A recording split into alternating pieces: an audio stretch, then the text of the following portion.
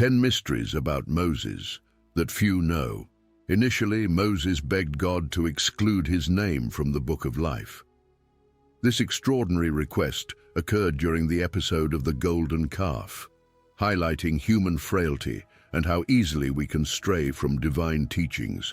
Interestingly, while Moses was on Mount Sinai receiving the 10 Commandments directly from the Lord, the Israelites were violating the first of these commandments by worshipping other gods. Moses' delay caused impatience among the Israelites, prompting them to construct an idol to worship.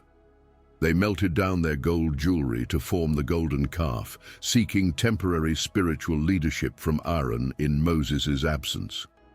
Despite his reluctance, Aaron molded the golden calf, an act expressly forbidden. This event degenerated into wild festivities, with the Israelites indulging in idolatry, feasting, and celebrating around the idol.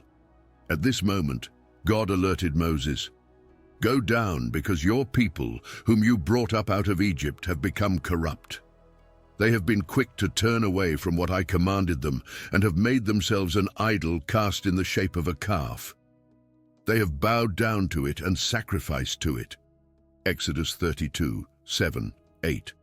As Moses descended the mountain, he met Joshua, and together they witnessed the scene of depravity. Driven by righteous anger, Moses shattered the tablets of the law, symbolizing the people's breach of the covenant. Exodus 32, 31, 34. He then pleaded with the Lord, saying, "Oh, what a great sin these people have committed. They have made themselves gods of gold. But now please forgive their sin, but if not, then blot me out of the book you have written." God responded, "Whoever has sinned against me, I will blot out of my book. Now go, lead the people to the place I spoke of, and my angel will go before you. However, when the time comes for me to punish, I will punish them for their sin."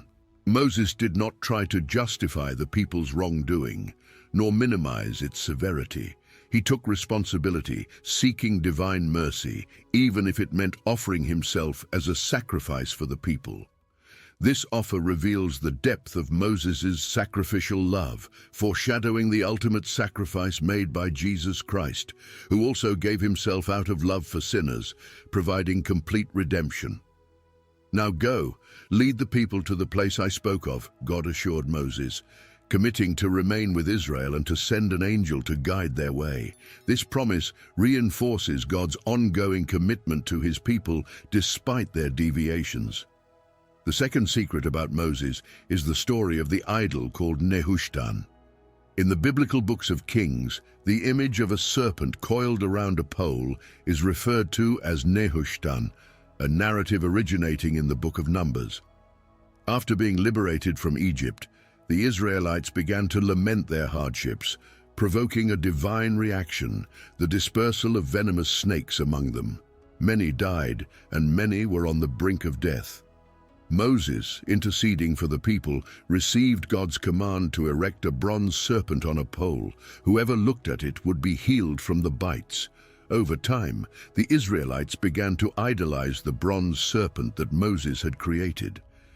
This serpent worship might have started long before King Hezekiah, although it is during his reign that the Bible records a significant change.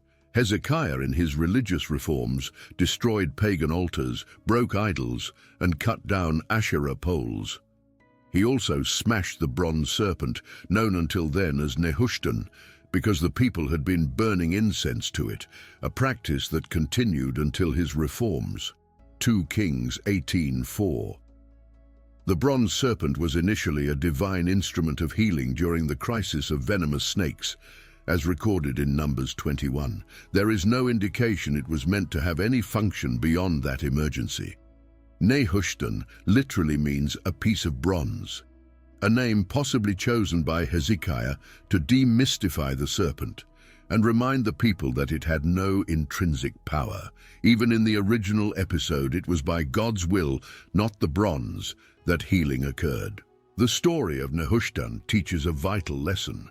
Even blessed objects and people can become idols if elevated above their proper stature. All praise, worship, and gratitude should be directed exclusively to God. Regardless of their history or former significance, nothing and no one besides God deserves worship, for He alone is worthy of such honor. The third mystery about Moses concerns a tense and little understood situation during the burning bush episode. Although God had chosen Moses to free the Israelites from Egyptian slavery and lead them to the Promised Land, a crisis arose that almost cost Moses his life. This incident is a crucial moment reflecting the importance of obedience in ancient Jewish traditions. After being called by God at the burning bush, Moses returned to Egypt with his family, his wife Zipporah, and his sons Gershom and Eleazar. However, before Moses could act as a liberator, he had to confront a significant personal failure. He had neglected to circumcise his son, an essential rite symbolizing the covenant between God and the Israelites. This omission was not just a minor oversight. It had profound implications for his fitness as a spiritual leader. The situation reached a critical point when, during the night, God confronted Moses with the intention of killing him, reflecting the severity of his transgression.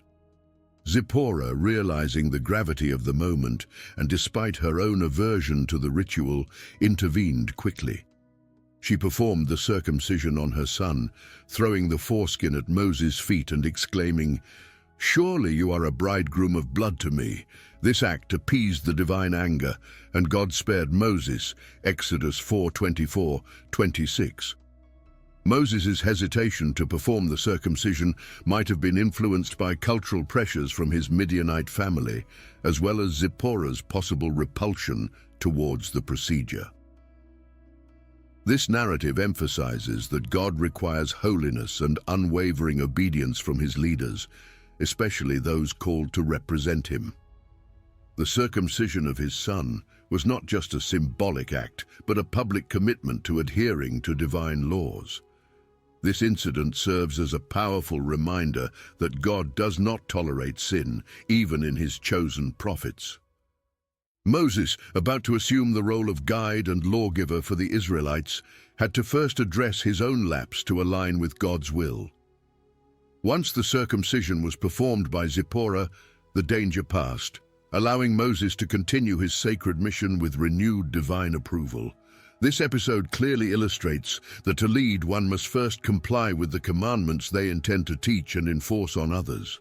The fourth secret of Moses involves why he was not permitted to enter the Promised Land, despite his long and dedicated leadership over the Israelites. At first glance, the punishment imposed on Moses for striking a rock at Meribah might seem disproportionate. Moses was a remarkable leader who witnessed the 10 plagues, led the people through the Red Sea, delivered the 10 commandments, and led numerous battles on behalf of Israel. However, it was an apparently minor act that prevented him from reaching Canaan. The critical incident occurred when the Israelites once again lamented the lack of water and questioned the leadership of Moses and Aaron. God's response to Moses was specific and symbolic. "Speak to the rock before their eyes, and it will pour out its water."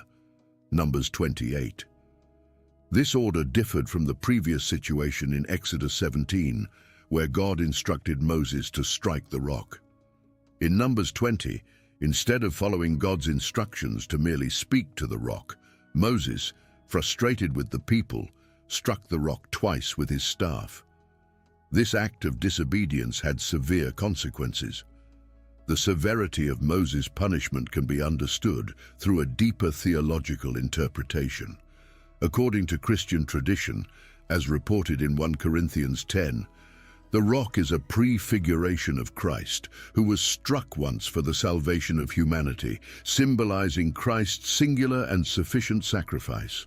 By striking the rock a second time, Moses inadvertently suggested a theology that implied the need for Christ's sacrifice to be repeated, a notion contrary to the Christian doctrine that Jesus' sacrifice was unique and definitive.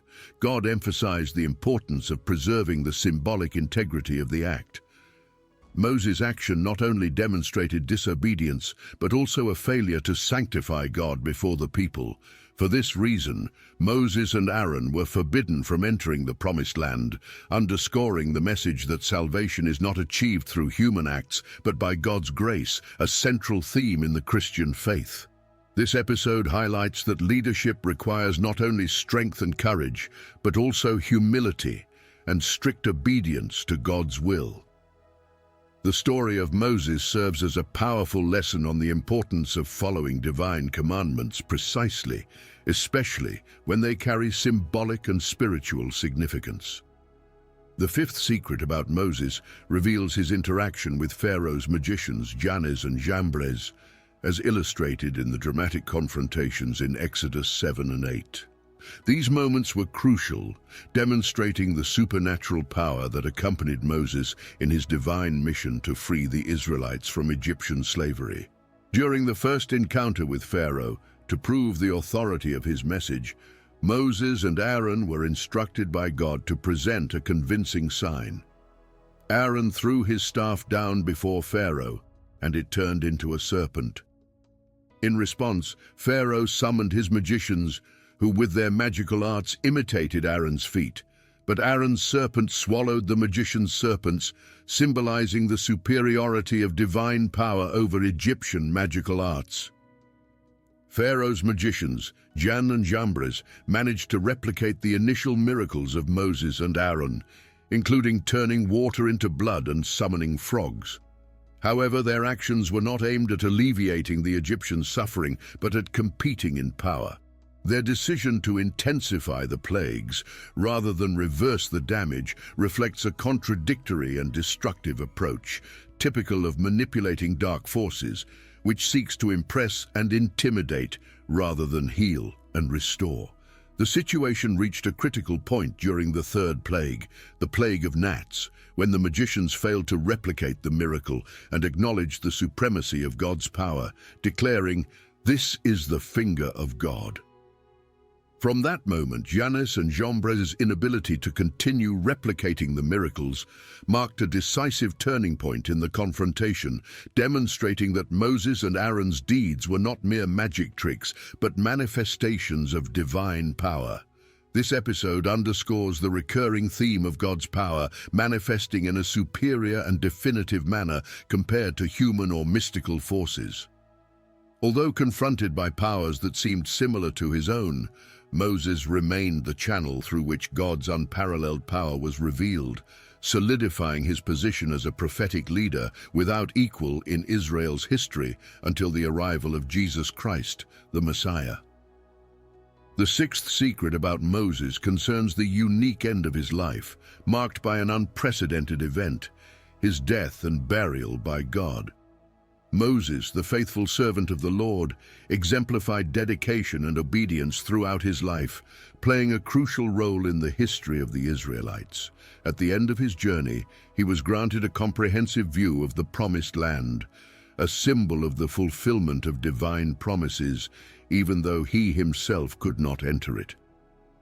Ascending to the top of Mount Nebo in the plains of Moab, Moses reached the peak of Pisgah, a considerable elevation of about 1,370 meters.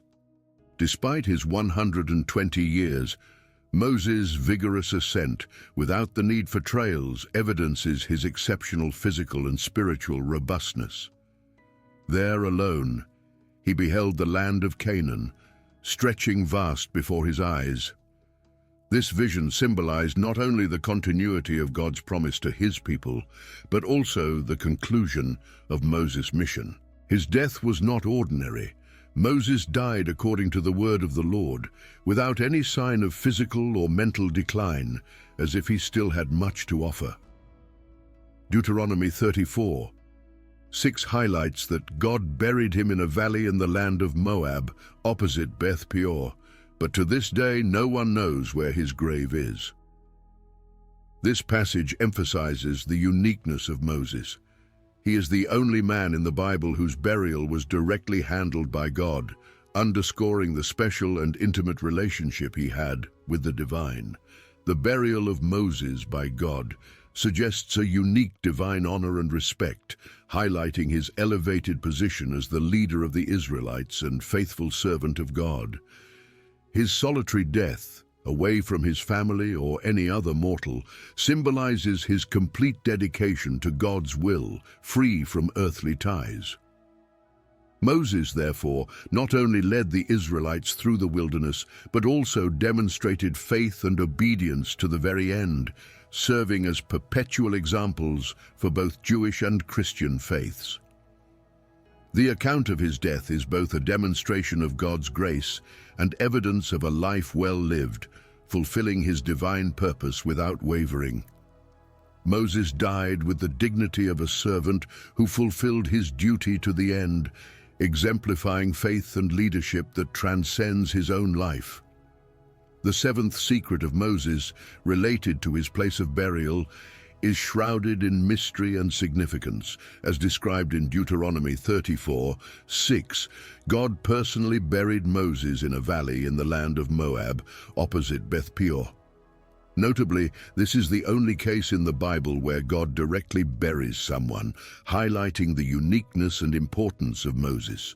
Moreover, the exact location of this tomb was kept secret, and no one knows its whereabouts to this day. The divine decision to conceal Moses' burial site has profound reasons. The mystery surrounding his tomb serves to prevent excessive veneration or idolatry that could arise if the site were known. The concern was that, if revealed, Moses' tomb could become a pilgrimage site, where people might create shrines or even commercialize its veneration, figuratively speaking about selling popcorn and peanuts. This aspect of Moses' story is so crucial that, according to Jewish tradition, it even prompted an angelic confrontation, as reported in Jude 9, where Michael the archangel disputes with the devil over the body of Moses. This episode further emphasizes the importance of protecting Moses' final resting place from exploitation or misuse. By keeping Moses' burial site a secret, God not only preserved the sanctity and respect due to one of his greatest prophets, but also emphasized the centrality of worshipping God, instead of becoming overly attached to human figures, even as significant as Moses. This divine act reiterates a recurring theme in the Bible: the need to focus on faith and worship of God above all else. The eighth secret about Moses reveals a mysterious and unique event upon which the New Testament sheds an enigmatic light.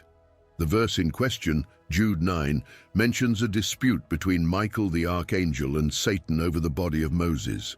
This narrative, not found elsewhere in the canonical scriptures, suggests a profound spiritual battle that occurred after Moses' death. The absence of details about the reason for the dispute leaves room for speculation. Jewish and Christian tradition suggests that the concern was that the location of Moses' burial, if known, could become a center of undue worship or idolatry. Satan's intention, according to some interpretations, might have been precisely to promote such a scenario, which would divert the focus from true worship centered on God. Michael, in dealing with the devil, exemplifies the appropriate conduct in the spiritual realm. Even as a powerful archangel, he refrains from making defamatory accusations against Satan. Instead, he simply says, "The Lord rebuke you." This phrase reflects total submission to God's authority, highlighting that even celestial beings operate under divine sovereignty. Michael does not take the authority to judge or condemn upon himself, but trusts that God will administer justice according to his perfect will. This event illustrates the order and hierarchy in the spiritual kingdom, where even powerful angels like Michael recognize and submit to God's higher authority. This submission does not diminish their strength or value, but rather enhances the beauty of the order established by God. The interaction between Michael and Satan also serves as a reminder that spiritual confrontations, while challenging, are necessary to maintain the purity and unity of the faith.